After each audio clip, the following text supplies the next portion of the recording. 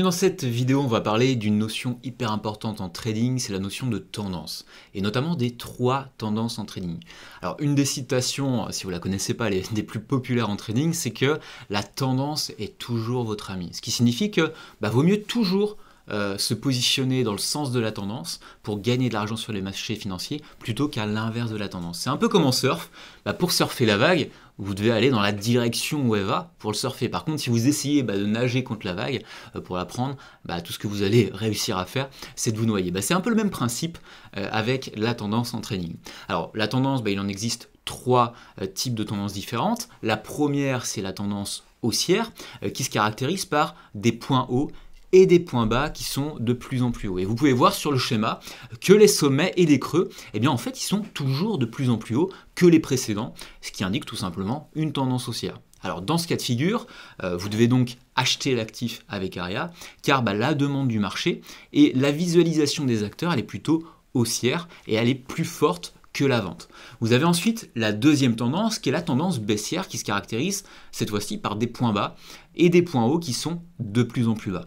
Et vous pouvez voir sur le schéma que les sommets et les creux en rouge sont plus bas que les précédents. Et dans ce cas de figure, à l'inverse de ce qu'on a vu juste avant, vous devez vendre l'actif parce que la demande du marché elle est moins forte à la vente. Et troisièmement, vous avez la tendance qu'on peut qualifier de range, qui est en fait une indécision du marché. Il n'y a pas de direction précise qui est fixée par le marché. Alors le prix de l'actif financier, il va évoluer tout simplement entre un support et une résistance qui sont horizontales. Et c'est une situation où le marché il est plutôt indécis sur la direction qu'il va prendre.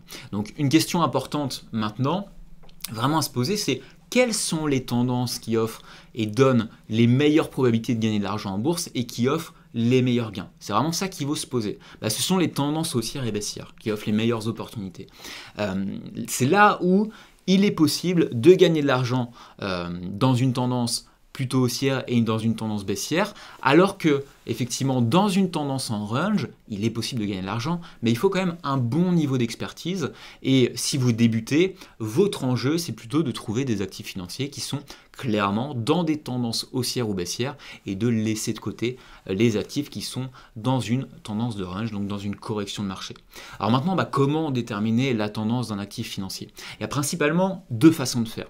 D'une part, utiliser des indicateurs techniques qui vont analyser le prix et qui vont permettre de comprendre visuellement si on est dans une tendance. Donc c'est le cas notamment de la moyenne mobile. Et une autre façon de le faire, c'est d'identifier les zones de support et de résistance qui sont en cours. Et sur le schéma que je vous montre, vous avez le graphique d'un actif et vous pouvez voir que nous sommes clairement dans une tendance haussière et j'ai pu dessiner une ligne de support sur laquelle le prix il a rebondi au moins 3 fois. Et on peut clairement voir la tendance haussière avec ce beau support qu'on appelle une ligne de tendance.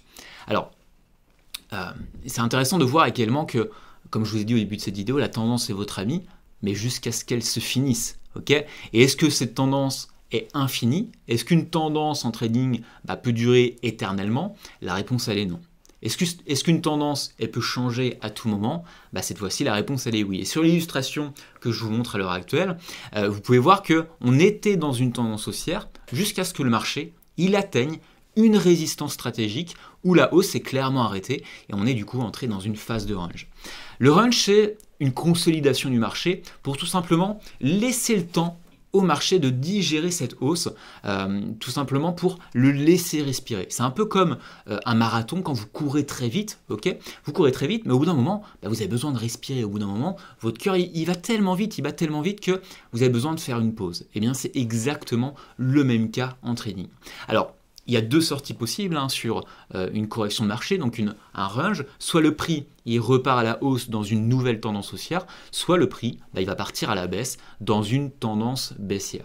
Et pour identifier ces changements de tendance, vous allez utiliser des indicateurs techniques qui permettent de comprendre ces changements de direction. Et on va voir ça en détail dans les prochains modules sur comment clairement utiliser les indicateurs qui sont fournis avec le template ARIA pour identifier la tendance en cours. Voilà, donc je voulais aller un peu plus loin là aussi dans mes explications concernant les 3 tendances en trading. On a vu et on a parlé de la tendance haussière, la tendance baissière et également du range.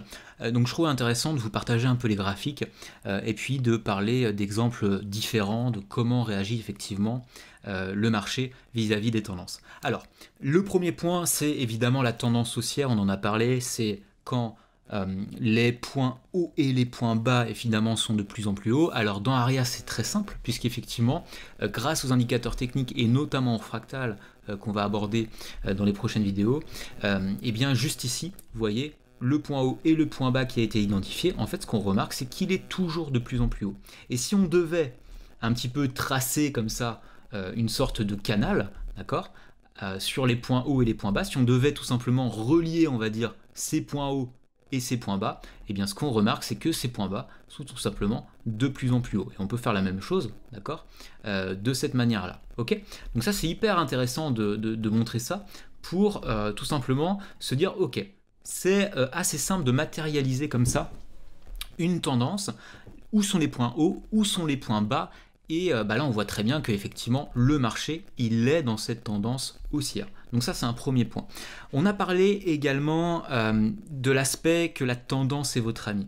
Évidemment, il y a toujours un moment où la tendance, le dynamisme va toujours vous donner raison. Donc il faut à chaque fois aller dans le sens de la tendance. C'est-à-dire que quand vous déterminez une tendance acheteuse, vous achetez. Quand vous déterminez une tendance vendeuse, vous vendez.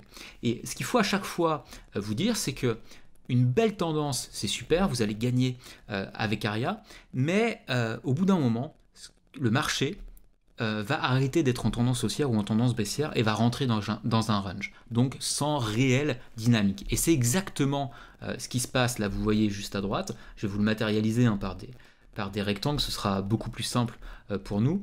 Donc ici, on a eu effectivement notre tendance haussière qui s'est matérialisée là, et qu'est-ce qu'on remarque juste après ? On a un range, donc un plat de marché qui vient en fait tout simplement laisser une petite respiration pour marcher, pour dire ok, j'ai couru, je suis allé très vite, voilà, on le voit juste ici, avec d'ailleurs une belle bougie juste ici. Maintenant j'ai besoin de respirer pour prendre le temps de savoir dans quelle direction je vais aller.